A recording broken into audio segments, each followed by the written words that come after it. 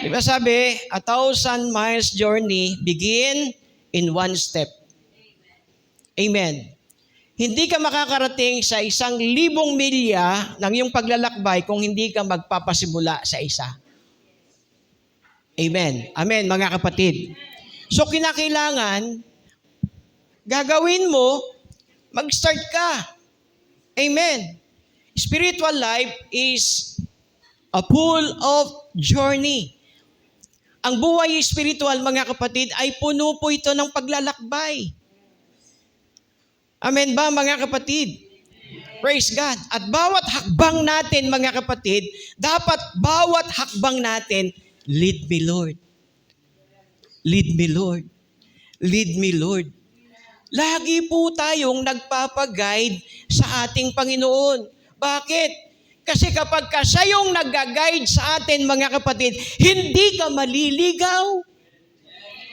Hindi ka malalayo sa Diyos, mga kapatid.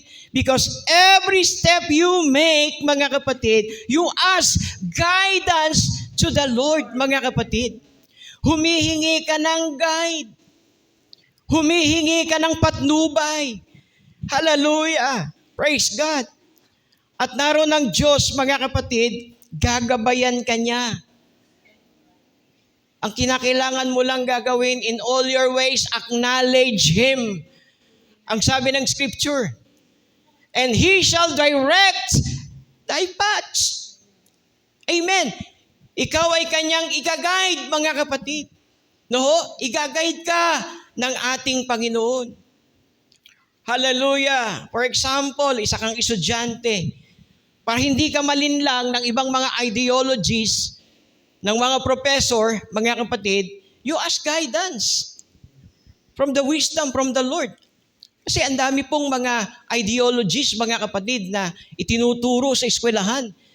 Na kaya kung bakit marami po, mga kapatid, ang umakyat ng bundok, mga kapatid, at nag-aaklas sa pamahalaan dahil sa mga ideologies na itinuturo ng ibang mga professor, mga kapatid, amen, na labas sa kalooban ng Diyos. Pero kung ikaw ay may guidance ng Panginoon, hindi ka sasapi sa mga ganyan. Hindi ka makikisama sa mga ganyan, mga kapatid. Lalayuan mo yung mga tao na maglalayo sa iyo, mga kapatid, amen, sa kalooban ng Diyos, mga kapatid. Why? Because meron pong divine guidance at direction ang Panginoon sa iyo. Kailangan po natin ito, mga kapatid. Lalo na gusto mong pumunta ng langit.